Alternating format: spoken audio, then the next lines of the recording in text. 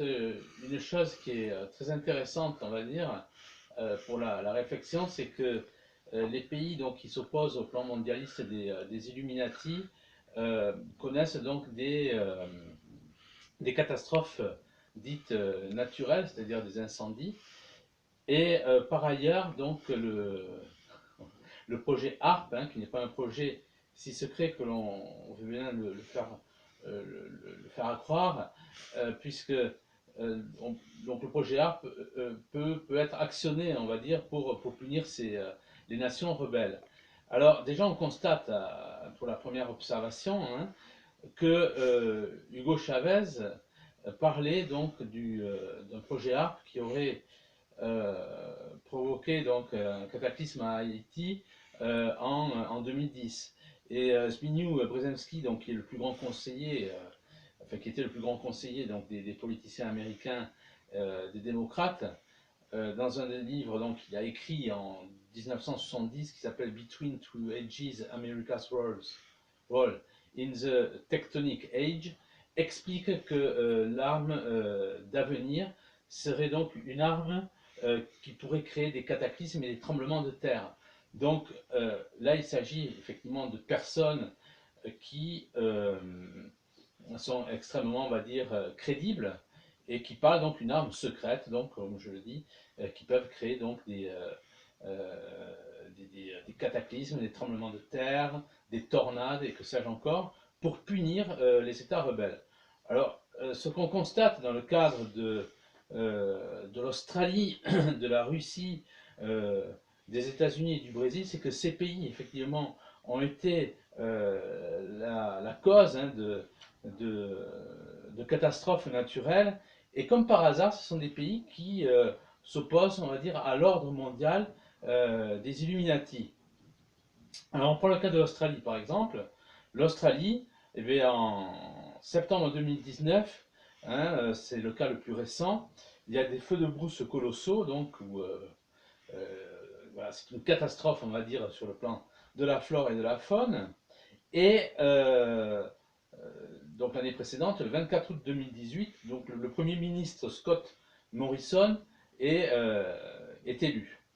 Et on va dire 3 mois après, en décembre 2018, il s'oppose aux accords de Marrakech. Alors c'est quoi les accords de Marrakech? C'est un moyen que les Illuminati ont mis en œuvre pour la planification de l'invasion des pays occidentaux. Et donc Morrison s'oppose à ce plan de Marrakech. Et quelques temps après, donc, il y a des incendies. On constate aussi qu'en 2011 a été créée une base secrète HARP en Australie qui sert de relais à celle qui est installée donc en Alaska, puisque celle d'Alaska ne pouvait pas toucher tous les points de la Terre, et maintenant avec celle qui existe en Australie depuis 2011, hein, HARP est beaucoup plus, on va dire, beaucoup plus efficace et peut intervenir, ou du moins être redoutable et redouté dans le monde entier.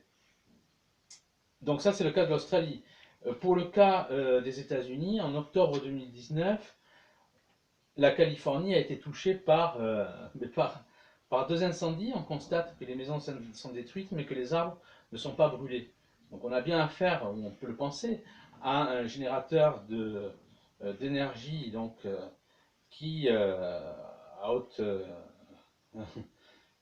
tension, hein, si je puis dire, qui ont été mises en œuvre pour créer ce cataclysme. Alors, ce qu'on concerne, c'est que Trump, effectivement, est le nouveau président américain, et il a une politique qui est complètement inattendue sur des domaines qui restaient, on va dire, inabordés, comme par exemple les chemtrails. Alors, on le voit sur une photo de NBC News, qui est un média de grande importance, où il visite un avion avec son équipe et on voit des installations à l'intérieur de cet avion qui servent à faire l'épandage donc de ces queues chimiques des chemtrails, donc qui empoisonnent les populations. On va dire que par exemple en France ou en Europe, on a dans une année 3 semaines de ciel bleu. Le résultat, on est complètement bombardé par du barium de l'aluminium et que sais-je encore comme métaux lourds. Et donc, là, Trump fait une déclaration qui est reprise en plusieurs, ce qu'on ignore complètement en Europe, hein, parce qu'on se garde bien de faire transparaître ce genre d'actualité. Il dit que voilà, il faut en finir avec comment dire, cet épandage de poison dans le ciel. Ensuite, il y a même une vidéo qui tourne sur Internet où on voit un avion donc aux États-Unis qui est en train d'attaquer un autre avion qui fait de l'épandage pour réduire, on va dire, à néant les effets donc du chemtrails. Vous avez aussi, donc, comme démonstration que Trump s'oppose au plan des Illuminati, il est allé déclarer quand même que les vaccins pouvaient être la cause de l'autisme. À Hollywood, on ne s'est jamais autant suicidé. Et Trump est en train de mener une politique véritablement anti-pédosataniste. Et l'histoire de Ed Epstein, pardon, le démontre. Ça ne se serait pas passé avant. Bon, le taux de chômage qui est le plus bas aux États-Unis depuis 50 ans, par rapport aussi aux accords qu'il a traités ou qu'il a revus avec la politique commerciale avec la Chine. Pourquoi c'est très important? Parce que tout simplement parce que dans le nouvel ordre mondial, et c'est là où les accords de Marrakech entrent en jeu, c'est qu'on veut détruire tout ce qui est la culture occidentale chrétienne pour faire naître un État nouveau comme la Chine, pour une nouvelle dictature. Donc cette politique économique qu'il entreprend avec la Chine, c'est dans le même cadre que les accords de Marrakech, c'est-à-dire que cette opposition aux accords de Marrakech va de pair avec ces accords commerciaux parce que ça permet la survie donc de l'Occident. Et d'ailleurs, je tiens à préciser une chose, c'est que les États-Unis, donc effectivement, oui, le CFR, voilà, le CFR qui avait prévu donc l'émergence et le développement donc de la Chine contre les États-Unis. Le CFR, on va dire, c'est une alcôve des Rockefeller dans les affaires étrangères américaines. En Angleterre, l'équivalent, c'est le AEEA, on peut dire. Et donc, même les États-Unis, même on va dire, la supramaçonnerie américaine avait prévu donc, de travailler contre les intérêts américains hein, pour l'émergence de la Chine. Et Trump va à l'encontre de ça en revisitant, en retraitant, on va dire, ces accords commerciaux avec la Chine qui étaient à la défaveur donc, des États-Unis. Alors pour aussi montrer que Trump, eh c'est un président qui est un président chrétien, Melania Trump par exemple, avait fait exorciser la Maison Blanche. Donc on ne peut pas se satisfaire quand on étudie, lorsqu'on veut regarder Trump, sa politique, on ne peut pas se satisfaire de l'histoire de son gendre Jared Kushner, qui est d'origine juive. Il y a des événements qui montrent hein, que Trump effectivement travaille contre le nouvel ordre mondial.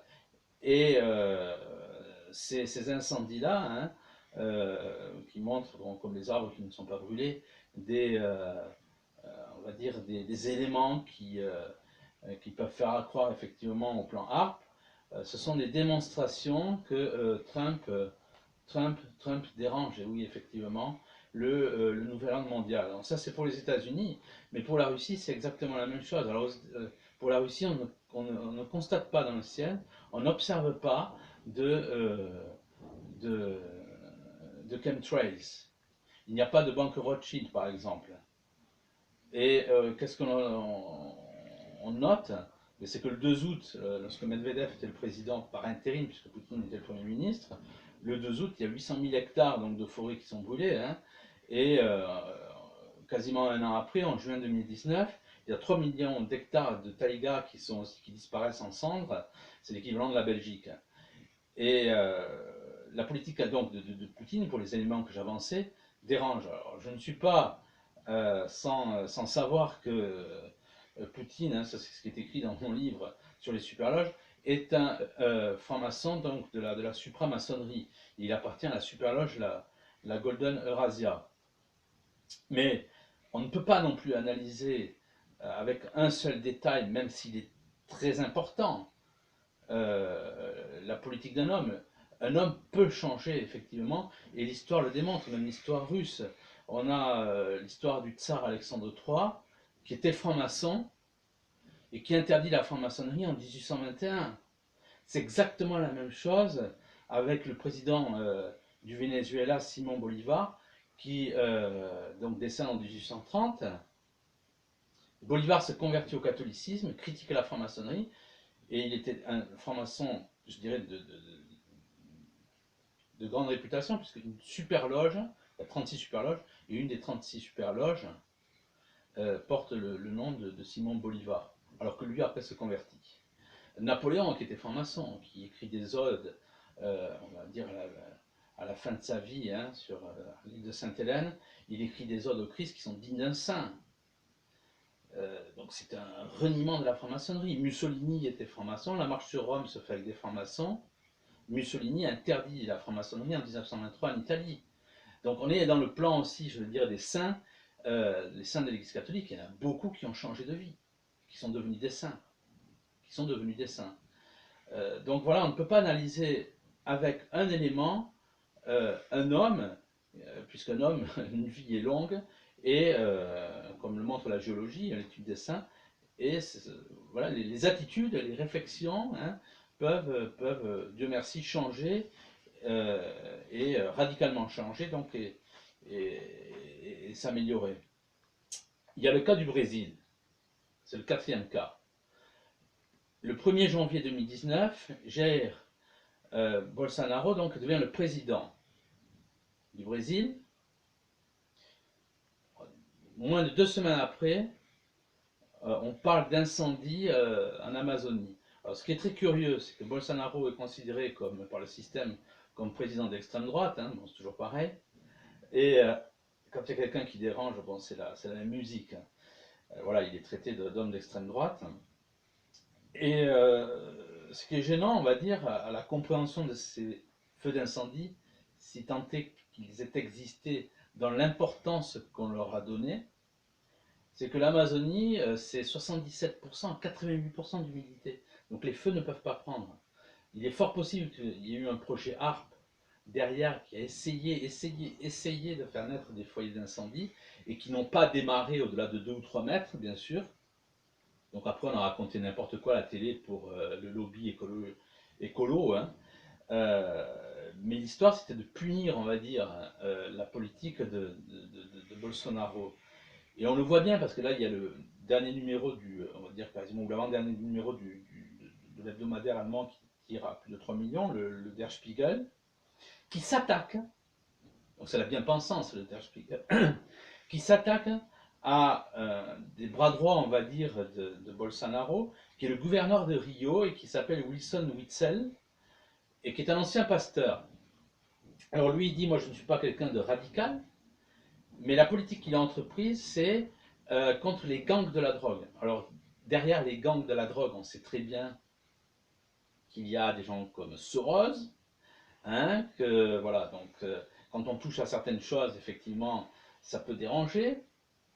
Et Witzel a pris cette initiative, c'est que plus il ne veut pas s'embêter avec les tribunaux, amener ces gens-là, voilà, ces gens qui font le trafic de la drogue devant les tribunaux, et il veut les liquider dans la rue.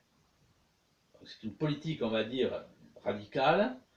Et donc les policiers, c'est voilà quoi, les policiers c'est le Far West, hein, c'est-à-dire que quand il y a un gars qui est pris en train de dealer ou des choses comme ça, il est descendu.